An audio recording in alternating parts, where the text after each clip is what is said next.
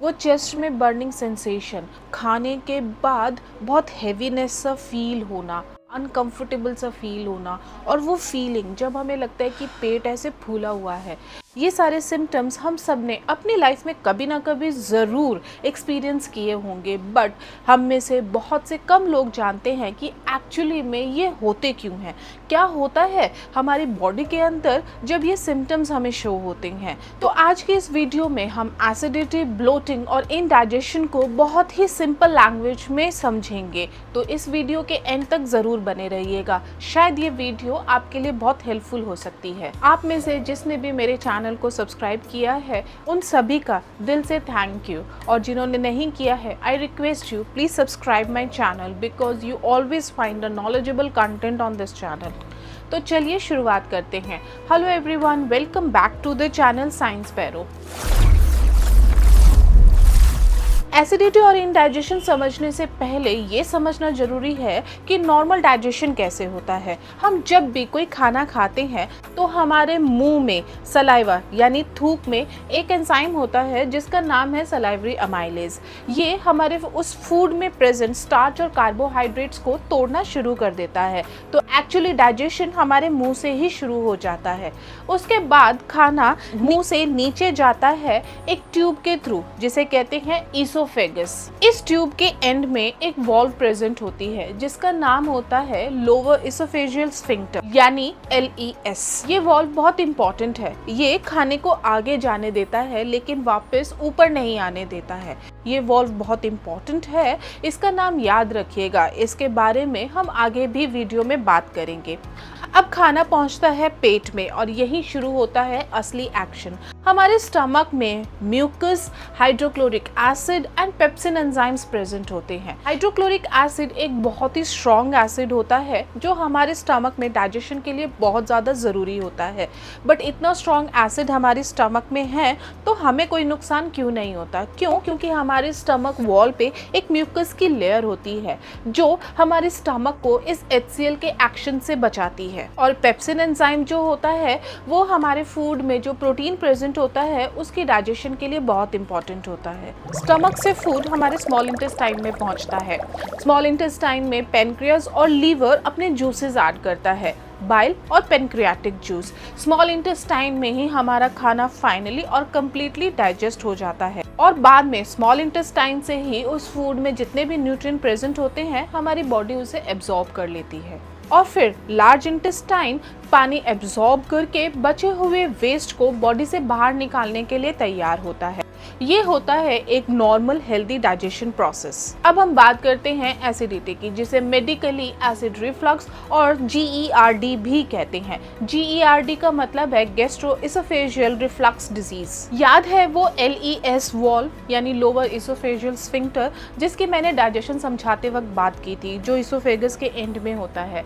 जब ये valve week हो जाता है या प्रॉपरली क्लोज नहीं होता है तो स्टमक का एसिड ऊपर इसोफेगस में आने लगता है। अब इसोफेगस के पास वो म्यूकस प्रोटेक्टिव लेयर तो होती नहीं है जो स्टमक के पास होती है, तो इस वजह से वो एसिड इसोफेगस को डायरेक्टली इरिटेट करने लगता है और रिजल्ट वो बर्निंग सेंसेशन जो हमें चेस्ट के बीच में या थ्रोट में फील होती है और जिसे हम हार्ट बर्न भी बोलते हैं। लेकिन इसका हार्ट से कोई लेना देना नहीं होता है। एक्चुअली क्या होता है, जब इसोफेगस में एसिड आता है तो वहाँ के कीमोरिसेप्टर्स यानी acid sensing nerve cells trigger हो जाते हैं। ये सिग्नल वेगस नर्व के थ्रू डायरेक्टली ब्रेन तक जाते हैं और ब्रेन इन्हें एज अ पेन और बर्निंग सेंसेशन इंटरप्रेट करता है। और सबसे इंटरेस्टिंग बात यह है कि हमारे ईसोफेगस और हार्ट के जो नर्व्स है वो सेम स्पाइनल कॉर्ड लेवल से आते हैं, इसीलिए हार्ट कभी कभी कंफ्यूज हो जाता है और ये पेन हमें हार्ट अटैक जैसा फील होता है और इसीलिए इसको हार्ट बर्निंग भी बोलते हैं।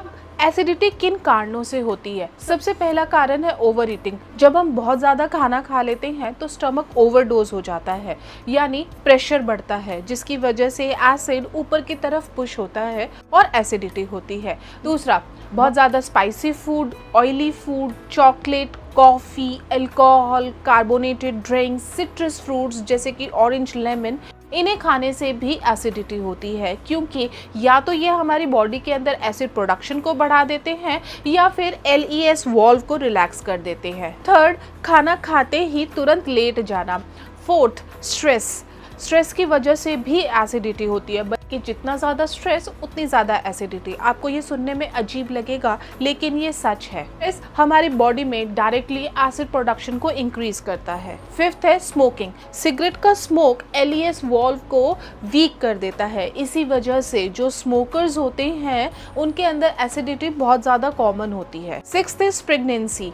बेबी के बढ़ने से स्टमक पे प्रेशर बढ़ता है, प्लस प्रेगनेंसी के दौरान जो हार्मोन्स रिलीज होते हैं वो भी LES वॉल्व को रिलैक्स कर देते हैं, इसीलिए प्रेग्नेंट विमेन में एसिडिटी बहुत कॉमन होती है। एंड लास्ट है सर्टेन मेडिकेशन जैसे एस्प्रिन, ब्रूफेन जैसे पेन किलर्स स्टमक लाइनिंग को डायरेक्टली इरिटेट करते हैं और एसिडिटी कॉज करते हैं। अब बात करते हैं ब्लोटिंग की। ब्लोटिंग मतलब पेट जब फूला हुआ एक बलून की तरह फील होता है।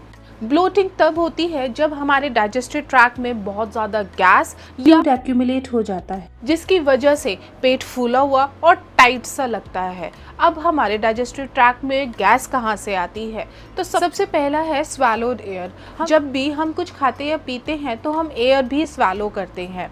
जल्दी जल्दी खाना, स्ट्रॉ से पीना, कार्बोनेटेड ड्रिंक्स, च्युइंगम, इन सब से ज़्यादा एयर हमारी बॉडी के अंदर जाती है। सेकेंड सोर्स है गट बैक्टीरियाज। हमारे लार्ज इंटेस्टाइन में ट्रिलियंस ऑफ बैक्टीरियाज रहते हैं जिन्हें हम गट माइक्रोबायोम कहते हैं। हम जब भी फाइबर रिच फूड खाते हैं तो ये बैक्टीरिया उस फूड में प्रेजेंट फाइबर को फर्मेंट करते हैं और कार्बन डाइऑक्साइड, हाइड्रोजन और मीथेन जैसे गैसेस प्रोड्यूस करते हैं।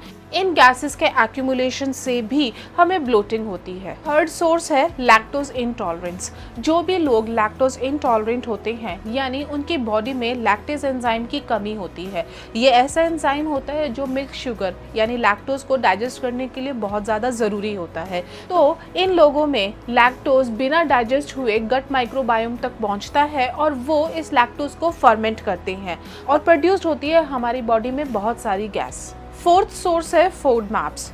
कुछ फूड्स जैसे कि व्हीट, अनियन, गार्लिक, एप्पल्स जैसे फूड में कुछ certain types of carbohydrates present होते हैं जिन्हें फूड मैप्स बोलते हैं। मतलब fermentable oligosaccharides, disaccharides, monosaccharides and polyols. इन फूड के खाने से भी हमारी बॉडी में गैस प्रोड्यूस्ड होती है और हमें ब्लोटिंग होती है। नेक्स्ट इज कॉन्स्टिपेशन में जब स्टूल जम जाता है तो हमारी बॉडी से गैस को निकलने की जगह नहीं मिलती और हमें ब्लोटिंग होती है। इसके अलावा इरिटेटेड बाउल सिंड्रोम, जल्दी जल्दी खाना खाने से और पीरियड्स के दौरान विमेन में स्लो गट मोटिलिटी की वजह से भी हमारी बॉडी में ब्लोटिंग होती है। अब कुछ लोगों को ब्लोटिंग के दौरान बहुत ज़्यादा पेन भी फील होता है क्योंकि हमारे इंटेस्टाइन की वॉल में मैकेनोरिसेप्टर्स प्रेजेंट होते हैं। मैकेनोरिसेप्टर्स यानी प्रेशर सेंसिंग नर्व सेल्स। जब भी गैस की वजह से प्रेशर बढ़ता है तो ये नर्व सेल्स हमारे ब्रेन को पेन सिग्नल सेंड करते हैं और जिस वजह से हमें दर्द की फीलिंग होती है। अब कुछ patients, specially irritated bowel syndrome patients में हाइपर सेंसिटिव हो जाती है, इसीलिए थोड़ी सी गैस से भी बहुत ज़्यादा पेन फील होता है। इसे कहते हैं विसरल हाइपर सेंसिटिविटी। अब हम बात करते हैं इनडाइजेशन की, जिसे मेडिकली डिस्पेप्सिया भी कहते हैं। इस कंडीशन में पेट बहुत ज़्यादा हैवी फील होता है, वॉमिटिंग की फीलिंग होती है, बेल्चिंग यानी बार बार बहुत ज़्यादा डकार आती है, पेट के ऊपरी हिस्से में दर्द फील होता है और ब्लोटिंग के साथ हैवीनेस जैसे सिम्टम्स फील होते हैं। इनडाइजेशन दो तरह का होता है। सबसे पहला है फंक्शनल डिस्पेप्सिया। इस कंडीशन में स्टमक की मसल्स या नर्व्स प्रॉपर्ली काम नहीं करती है। स्मॉल इंटेस्टाइन में फूड पुश करने के लिए स्टमक पेरिस्टाल्टिक मूवमेंट यूज करता है, यानी एक रिदम में मसल मूवमेंट। अब कुछ लोगों में ये गैस्ट्रिक एम्प्टिंग स्लो हो जाती है जिसकी वजह से फूड ज़्यादा देर तक स्टमक में रहता है। इसे कहते हैं गैस्ट्रोपेरेसिस। इसी वजह से कंटिन्यूस फुलनेस, नोजिया, डिस्कम्फर्ट की फीलिंग होती है। सेकेंड टाइप है ऑर्गेनिक डिस्पेप्सिया। ये H pylori infection, gastric ulcers, GERD, gall stones की वजह से होता है। इन सब में एच पाइलोरी इन्फेक्शन सबसे ज़्यादा खतरनाक होता है। एच पाइलोरी बैक्टीरिया यानी हेलिकोबैक्टर पाइलोरिया एक ऐसा बैक्टीरिया होता है जो हमारे स्टमक में HCl जैसे स्ट्रॉन्ग एसिड होने के बावजूद भी सर्वाइव कर जाता है, क्योंकि ये यूरियस एंजाइम सीक्रेट करता है जो यूरिया को अमोनिया में कन्वर्ट कर देता है और ये अमोनिया आसपास के एसिड को न्यूट्रलाइज कर देता है। इसके अलावा ये स्टमक लाइनिंग को डैमेज कर देता है, म्यूकस लेयर को तोड़ देता है, जिसकी वजह से एसिड सीधा स्टमक वॉल को अटैक करता है और इसी वजह से अल्सर और क्रॉनिक इंडाइजेशन होता है। हमारी बॉडी में इंडाइजेशन का एक और कारण होता है एंजाइम डेफिशिएंसी। अगर हमारी बॉडी में लाइपेज, एमाइलेज, प्रोटीएज जैसे एंजाइम्स की कमी होगी तो हमारी बॉडी में फूड अच्छे से डाइजेस्ट नहीं होगा और इंडाइजेशन होगी। इसके अलावा फैटी फूड को डाइजेस्ट करने के लिए बाइल की ज़रूरत होती है, जिसे लीवर प्रोड्यूस करता है और गॉल ब्लैडर स्टोर करता है। अगर बाइल फ्लो प्रॉपर नहीं हुआ तो फैटी फूड खाने के बाद हमें बहुत ज़्यादा हैवीनेस और डिस्कम्फर्ट की फीलिंग होगी। क्या आपने कभी नोटिस किया है कि जब भी हम स्ट्रेस में होते हैं तो हमारा पेट क्यों ख़राब होता है? जैसे कि एग्ज़ाम से पहले वो स्टमक में होता है ना गुड़गुड़ सी फीलिंग, तो ऐसा क्यों होता है? इसका आंसर है गट ब्रेन एक्सेस। हमारे स्टमक में एंटेरिक नर्वस सिस्टम होता है जिसे साइंटिस्ट सेकंड ब्रेन भी कहते हैं। इसमें लगभग 500 मिलियन न्यूरॉन्स होते हैं। ये वेगस नर्व के थ्रू हमारे ब्रेन से कनेक्टेड होते हैं। जब भी हम स्ट्रेस्ड या एंग्शियस होते हैं तो ब्रेन कॉर्टिसोल और एड्रेनलिन रिलीज करता है। ये गट मोटिलिटी चेंज कर देते हैं, स्टमक एसिड प्रोडक्शन बढ़ जाती है, गट बैक्टीरिया का बैलेंस बिगड़ जाता है और हमें फील होता है कि हमारा पेट खराब है। जितना ज़्यादा स्ट्रेस होता है उतनी ही ज़्यादा एसिडिटी, ब्लोटिंग और इंडाइजेशन होती है। और इसका उल्टा भी होता है, अगर हमारी स्टमक में कोई प्रॉब्लम है यानी हमारा स्टमक ठीक नहीं है तो हम पूरा दिन मेंटली स्ट्रेस्ड और एंग्शियस फील करते हैं। सेरोटोनिन हार्मोन, जिसे हम हैप्पी हार्मोन्स भी कहते हैं, जो हमारे मूड को अच्छा रखते हैं, 60 से 70% सेरोटोनिन हमारे स्टमक में प्रोड्यूस होता है, ब्रेन में नहीं। इसी वजह से एक healthy gut is equals to happy mind. हम अपनी लाइफ में एसिडिटी, ब्लोटिंग और इंडाइजेशन को कुछ आसान तरीकों से प्रिवेंट कर सकते हैं। सबसे पहले अपने खाने को अच्छे से चबा चबा कर खाइए, क्योंकि डाइजेशन हमारे मुंह से ही शुरू हो जाता है। सेकंड, खाना खाने के 2-3 घंटे तक मत लेटिए और जब लेटे तो सर अपना थोड़ा सा ऊपर करके लेटे, क्योंकि एसिड ऊपर की तरफ नहीं आता है। 3 बड़े मील लेने की जगह आप पूरे दिन में 5 से 6 छोटे छोटे मील लीजिए, जिसकी वजह से स्टमक में प्रेशर नहीं बढ़ता है। योगा, मेडिटेशन, डीप ब्रीदिंग से स्ट्रेस को मैनेज कीजिए। ये लिटरली गट हेल्थ इंप्रूव करते हैं। रेगुलर एक्सरसाइज कीजिए, इससे ब्लोटिंग और कॉन्स्टिपेशन कम होता है। बहुत ज़्यादा ऑयली, स्पाइसी, प्रोसेस्ड फूड, खाली पेट coffee, carbonated drinks, late night heavy meals avoid कीजिए एंड अपनी लाइफ में स्मोकिंग एंड अल्कोहल को भी अवॉइड कीजिए। ये सब प्रिकॉशन फॉलो करने के बाद भी अगर आपको एसिडिटी, इंडाइजेशन या ब्लोटिंग हो जाए तो आप ये मेडिसिन ले सकते हैं। सबसे पहले है एंटासिड्स, जैसे डाइजीन, जेलुसिल एक्सेट्रा। ये एसिड को तुरंत न्यूट्रलाइज करते हैं। इनसे आराम बहुत जल्दी मिलता है, लेकिन वो टेम्पररी होता है। सेकेंड इज H2 ब्लॉकर्स, जैसे रेनिटिडीन एक्सेट्रा। ये हमारे स्टमक के H2 रिसेप्टर्स को ब्लॉक करते हैं, जिसकी वजह से बॉडी में एसिड प्रोडक्शन कम होती है।